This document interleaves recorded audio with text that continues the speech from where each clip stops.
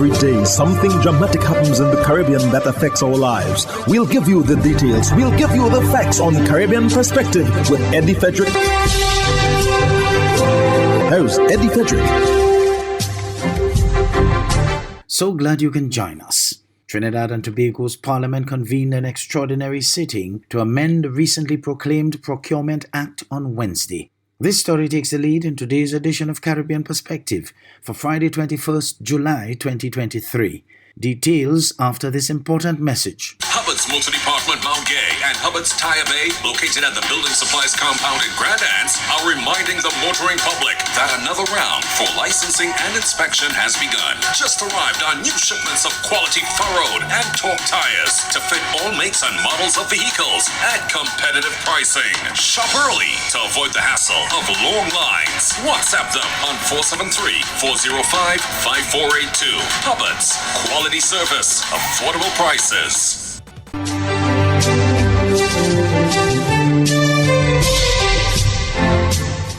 Welcome back.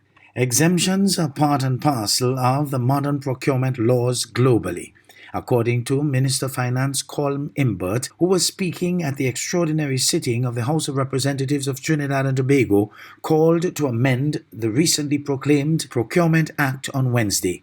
More from TTT's Mahalia Joseph Ward. The amendments to the Public Procurement and Disposal of Public Property Amendment and Validation Bill 2023 follow an opposition query of an order issued by Minister of Finance Colm Imbert to approve the expenses associated with the CARICOM Heads of Government meeting held earlier this month.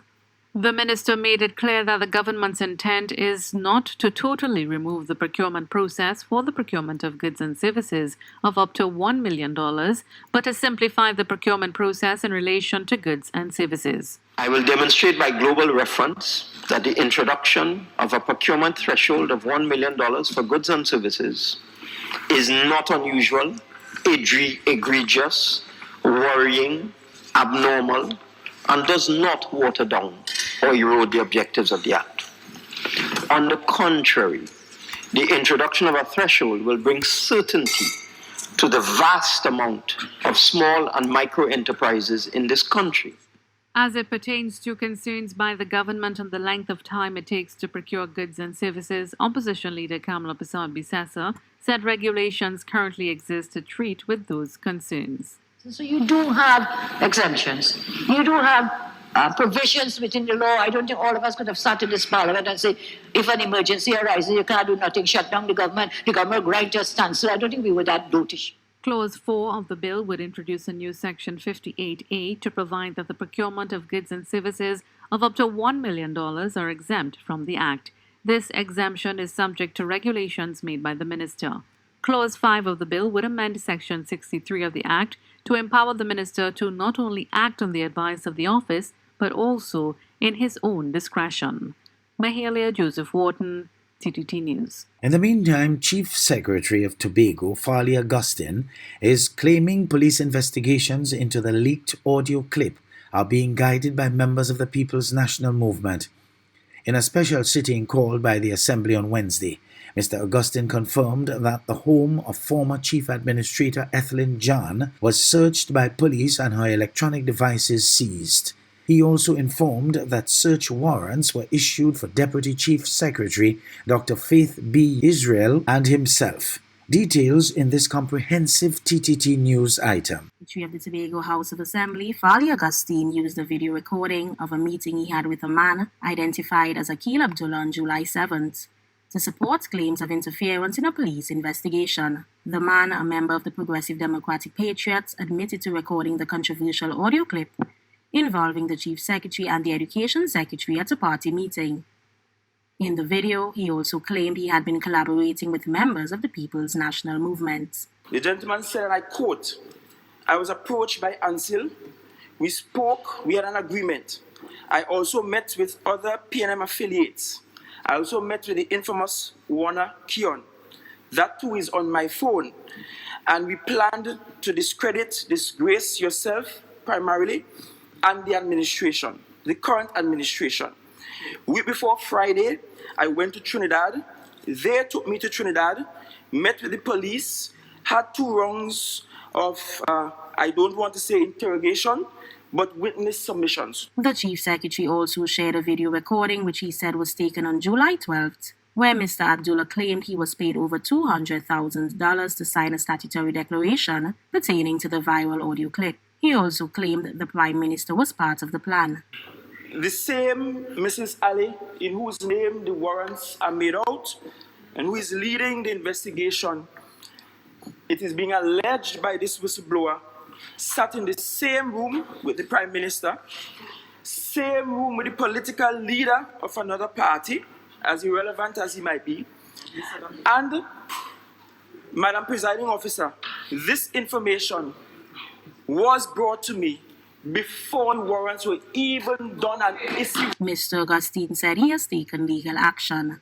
I have since given my attorneys instructions to write the Commissioner of Police, the Director of the Police Complaints Authority, the President of the Republic, the Director of the Public Prosecution, and any other agency responsible for carrying out justice in this country. Chief Secretary Augustine said he will be writing to CARICOM and the United Nations on the matter. Carissa Douglas, TTT News. Prime Minister Dr. Keith Rowley has denied allegations of interference in police work in Tobago. In a media release on Wednesday, Dr. Rowley said at today's special sitting of the Tobago House of Assembly, Chief Secretary Fali Augustine presented serious allegations against him. Responding to the allegations that the Prime Minister had been in contact with Akil Abdullah, an officer of the Progressive Democratic Patriots, and other persons in an attempt to interfere with police work, Dr. Rowley denied knowing any person by the name of Akil Abdullah and that he has never met with any such person. He stressed that he has absolutely nothing to do with any of that story or action, as described by the Chief Secretary and the said Mr. Abdullah. The Prime Minister also categorically denied knowing, meeting, or speaking to Police Inspector Weaver Ali. Police Commissioner Erla Christopher has denied statements made by Chief Secretary Fali Augustine, which she says alleges undue influence and involvement of the Police Commissioner and TTPS in inappropriate conduct. Speaking at a media conference to address the allegations, the Commissioner said such claims strikes to the root of integrity of the TTPS and can have adverse impacts on the function of law enforcement. She said the police service understands and accepts that it is the political season, noting that issues regarding the police service may be used on certain political platforms. But she maintained that the TTPS is an independent body. I wish to categorically deny that I took any directive from the Prime Minister or that the Trinidad and Tobago Police Service in pursuing this investigation was motivated, instructed, or directed in any way, as is being alleged by the Chief Secretary. I wish to state that, on the contrary, the Trinidad and Tobago Police Service acted on its own deliberate judgment. Commissioner Christopher also gave the assurance that the TTPS will act in accordance with the law in matters being investigated, and she said she is certain that continues to be the case. In the face of these allegations, I wish to assure all citizens that I have the assurance of the officers involved, and I am satisfied that the police has acted properly and independently in this matter, and in accordance with our usual practices. Prime Minister Dr. Keith Rowley has denied allegations of interference in police work in Tobago. In a media release on Wednesday, Dr. Rowley said at today's special sitting of the Tobago House of Assembly, Chief Secretary Fali Augustine presented serious allegations against him. Responding to the allegations that the Prime Minister had been in contact with Akil Abdullah, an officer of the Progressive Democratic Patriots, and other persons in an attempt to interfere with police work, Dr. Rowley denied knowing any person by the name of Akil Abdullah and that he has never met with any such person. He stressed that he has absolutely nothing to do with any of that story or action as described by the Chief Secretary and the said Mr. Abdullah. The Prime Minister also categorically denied knowing, meeting, or speaking to Police Inspector Weaver Ali.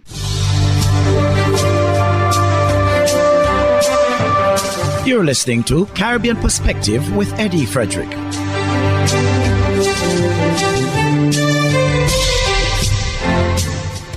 Police in the British Overseas Territory, Turks and Caicos, are investigating a shooting incident that resulted in one male being killed and 4 others injured.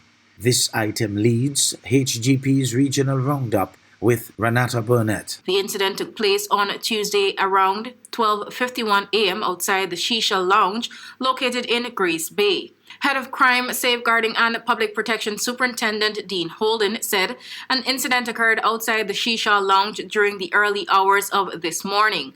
Preliminary reports gathered thus far have revealed that 4 males were leaving an entertainment establishment when they were shot at. 1 male is dead and 4 other males received medical attention for injuries sustained from the attack.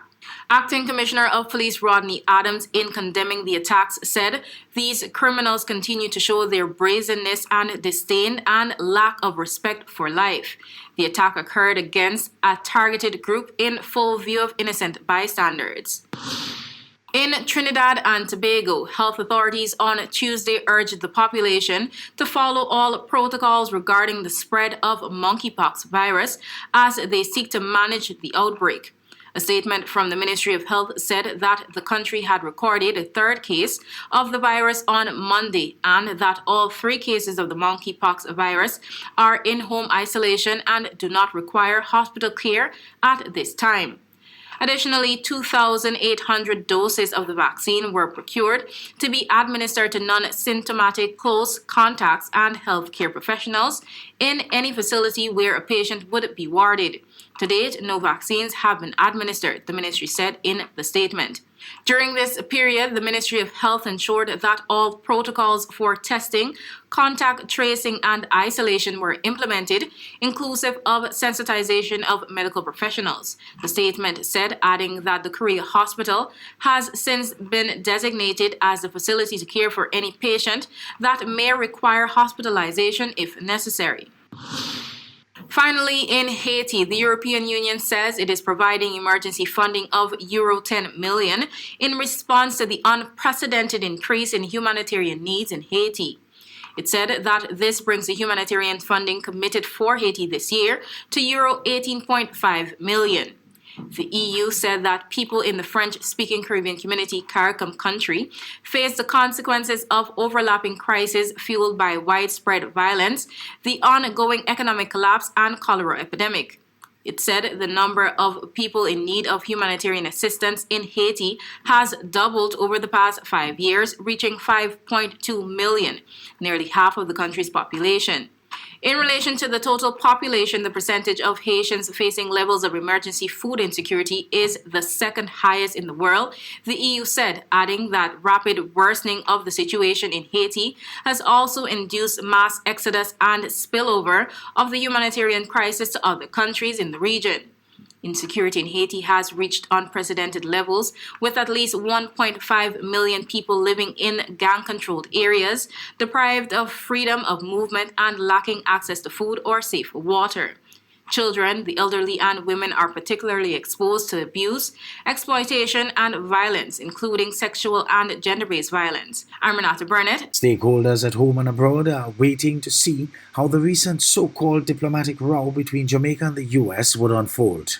CVM's Natalia Clark has the details. The historically strong ties between Jamaica and the United States are apparently being tugged at as the nations find themselves entangled in a diplomatic disagreement.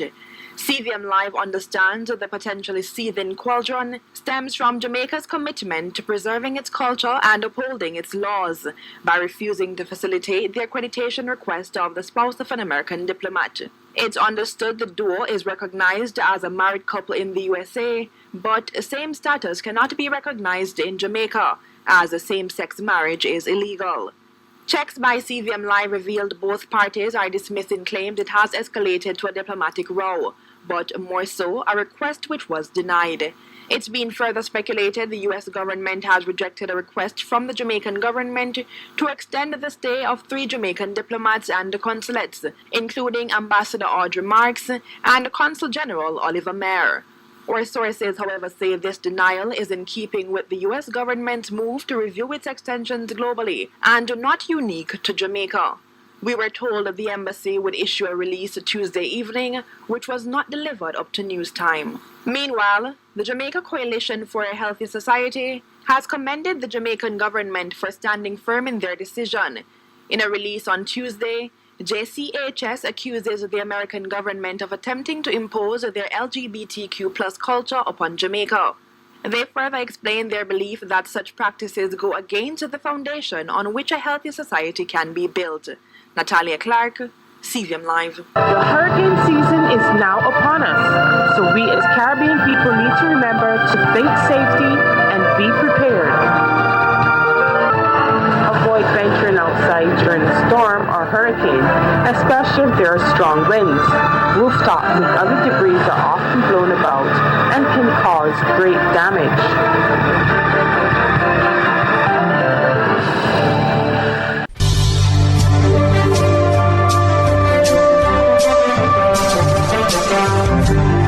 I am Eddie Frederick, wishing you a restful weekend. This has been Caribbean Perspective, a whole new approach to highlighting developments in the Caribbean. In the meantime, please continue to log on to CaribbeanPerspective.com for more daily news and more.